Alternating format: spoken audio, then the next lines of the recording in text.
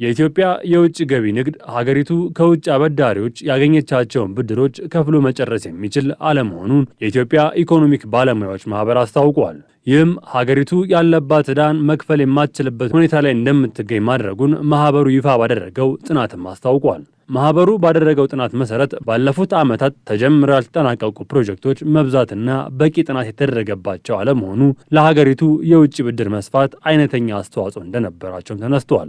የኢትዮጵያ የውጭ ዕዳ በዋናነት ምንጩ ሃይዌይ ኮንስትራክት ለማድረግ፣ ሬልዌይ ኮንስትራክት ለማድረግ፣ ኮሚኒኬሽን ፕሮጀክቶች በተለይ ጂቲፒ 1 ጂቲፒ 2 ተብለው የታለሙ ፕሮጀክቶች እነሱ ናቸው ለኢትዮጵያ የውጭ ዕዳ ጫና የፈጠሩባት።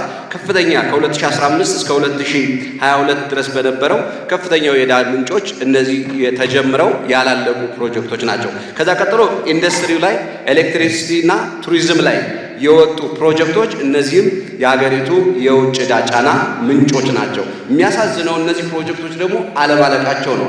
አብዛኞቹ ሳያልቁ ተጀምረው የቀሩ ፕሮጀክቶች ናቸውና በዚህ ምክንያት አገሪቱ የዕዳ ጫና ውስጥ ከተዋታል። የኢትዮጵያ ብሔራዊ ባንክ ከወራት በፊት ይፋ ባደረገው የፋይናንሻል ስታቢሊቲ ሪፖርት እንደሚያሳየው ከሆነ ሀገሪቱ በፈረንጆቹ 2025 ዓ.ም ያለባት የውጭ ዕዳ ከሀገሪቱ ጥቅል ምርት አንጻር 28.3 በመቶ ሊደርስ እንደሚችልም አስታውቋል። ይህም በ2024 ዓ.ም ከነበረው 13.7 በመቶ ጭማሪ እንዳለውም ያሳያል። ሀገሪቱ ወደ ውጭ የምትልካቸው ምርቶች የሚገኘው ገቢ ባለፉት ዓመታት እያደገ ቢሆንም ሀገሪቱ እያደገ ካለው ከውጭ አበዳሪዎች የምታገኘው ዕዳ እየጨመረ ከመምጣቱ ጋር ተያይዞ ሀገሪቱ የምታገኘው የውጭ ንግድ ዕዳ የመክፈል አቅሙ ደካማ መሆኑን አጥኚው ጨምረውም ጠቁመዋል። የውጭ ዕዳ የሚባለው ኢትዮጵያ ከጂዲፒው አንጻርና ከኤክስፖርቱ አንጻር ነው የውጭ ዕዳ በርደን የሚለካው። ስለዚህ የኢትዮጵያ የውጭ ዕዳ በርደን ከጂዲፒው አንጻር ሲለካ አንጻራዊ ጥሩ የሚባለው ትሬሾልድ ላይ ነው የምትገባው። ዊክ ትሬሾልድ የሚባለው ላይ ይሄ ማለት የመክፈል አቅም እንዳላት ያመላክታል ከጂዲፒው አንጻር ሲለካ።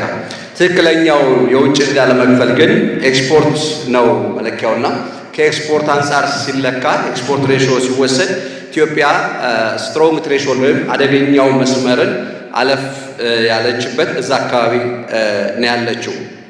የመክፈል አቅማቸው